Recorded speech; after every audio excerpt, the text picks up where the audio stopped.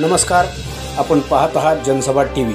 गेल्या 13 वर्षांची अखंड परंपरा। ताज्या घडामोडी जाणून घेण्यासाठी जनसभा टीव्हीला सबस्क्राइब करा।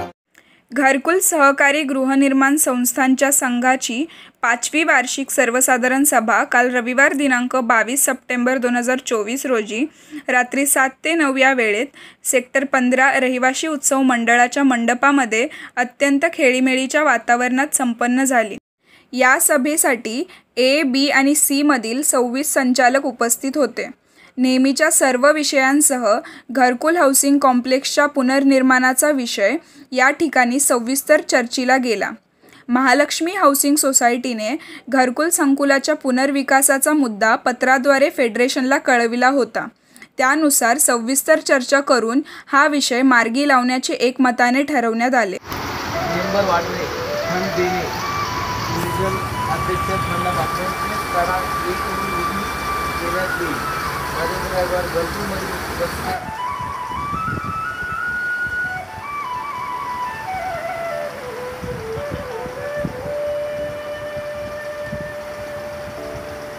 होती पर सभासदाबाकी 10 रुपये होती। 2021 पासून 2024 भरायची होती, पण फेडरेशननी कामकाजाच्या विषयावर हे अनुषंगाने मी माझा वैयक्तिक मांडलं की तुम्ही 5 रुपयाप्रमाणे पैसे घ्या। सर्व सोसायटी तुम्हाला द्यायला तयार होते।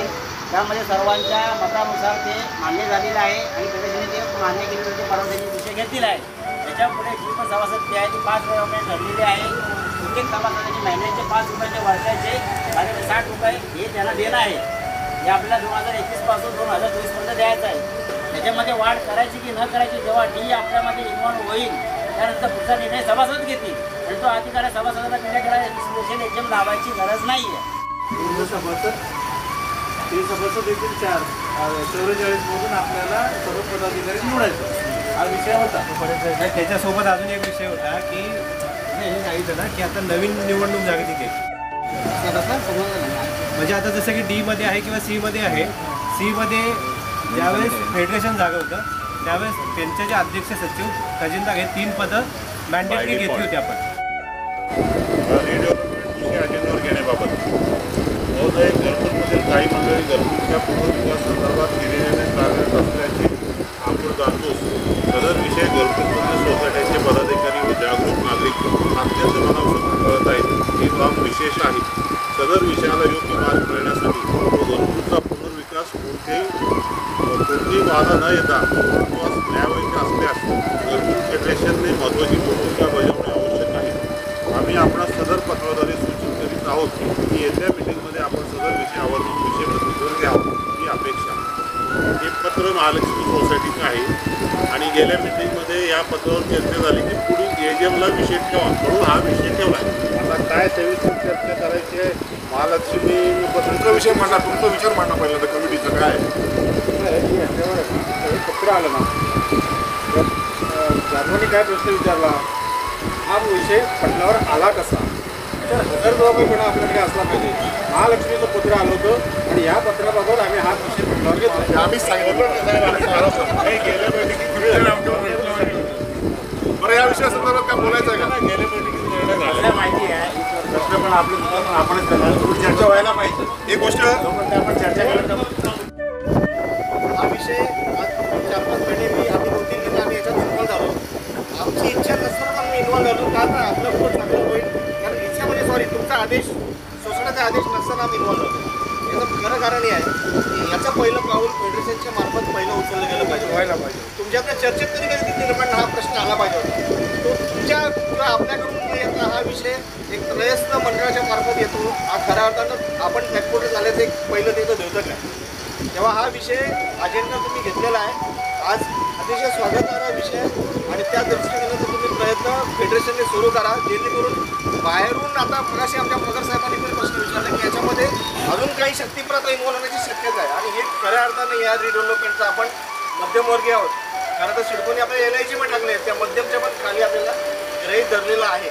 तेव्हा आमची महालक्ष्मीकडून तुम्हाला विनंती आहे की फेडरेशनने या संदर्भात मोलाचं पाऊल उचलावं, जेणेकरून तुम्हाला किती सहकार्य मिळणार आहे किंवा पुढच्या काय तरतुदी करायच्या आहेत या सगळ्या गोष्टी आपण आपल्या माध्यमातून येऊ द्या, म्हणजे ह्या मार्गाला एक रस्ता मिळेल, मार्ग मिळेल। अन्यथा काय होईल, आपण खूप भावुक लोक आहोत या घरकुलमध्ये, प्रत्येकाला असं वाटतं की आता मुलं मोठी झालेत, मुली मोठ्या झाल्यात, प्रत्येकाला एक रूम पाहिजे. या भाऊक आशेने आपला सभासद फसण्याची पण शक्यता आहे. तेव्हा फेडरेशनने तुमचं पालकत्वाचा मोठा रोल आहे, हा रोल तुम्ही स्वीकारा आणि हा स्वीकारल्यानंतर आम्हाला कुठेतरी एक प्रकारे मार्गदर्शन करा म्हणून आम्ही महालक्ष्मीने तुम्हाला पत्रावर केलेलं आहे. माझं मनोगत मांडलेलं आहे. तुम्ही या विषयात तुमच्या बाकीच्यांनी पण आपलं मत मांडा आणि तुम्ही पण मांडा. आणि हे उत्पन्न होण्याचं कारण पण काय झालं की आपलं फेडरेशन आपणच त्याला जबाबदार आहोत आणि आपण इनॅक्टिव्ह. हे तुम्ही अमान्य करू शकत नाही. हे आज आपण आणि आज जागरूकता आली म्हणजे हे श्रेय त्यांना गेलं, मंडळाला गेलं. त्याने मंडळ स्टार्ट केलं की आज जो ग्रुप तयार झाला त्याला श्रेय जातं का. त्यामुळे तुम्ही जागरूक जगात की आपल्याला काहीतरी आपल्या हातातून दिसत नाही असा त्याचा अर्थ होतो. कळलं का.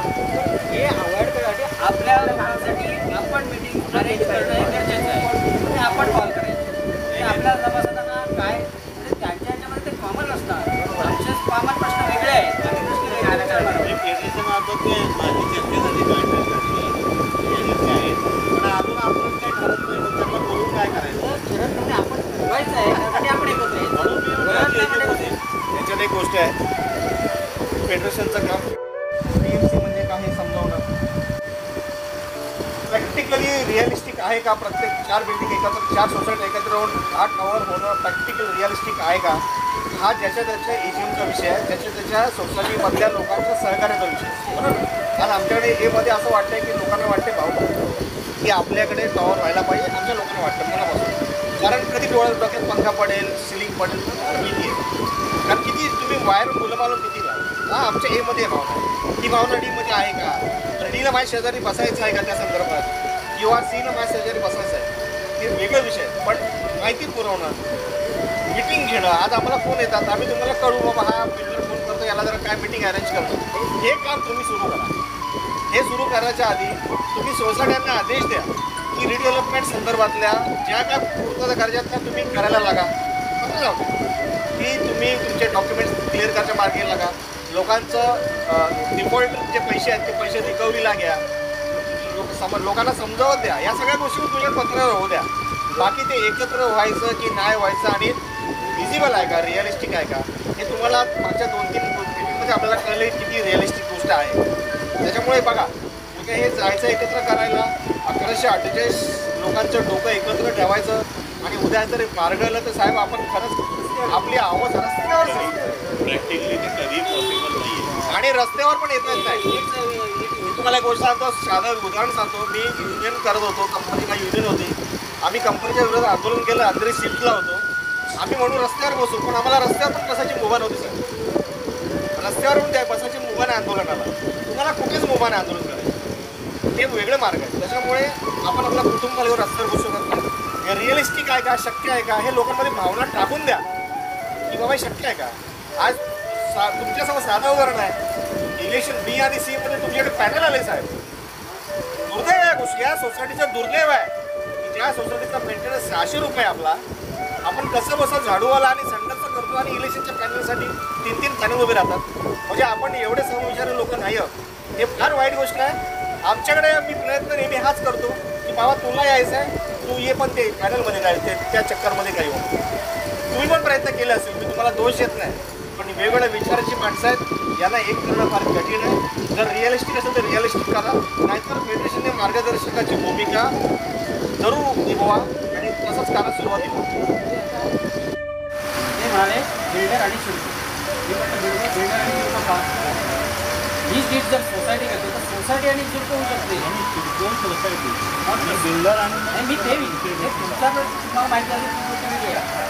जर PLC वाले जर आपल्याला असं जर हे करू शकतात, आणखीन एखादी PLC वेगळं चालू कळलं का. होऊ शकतं. तर बिल्डरचा रोलच काय आहे. सगळ्यांची तुम्ही म्हणताय आमच्या नावाने करणार, सोसायटीच्या नावाने करणार.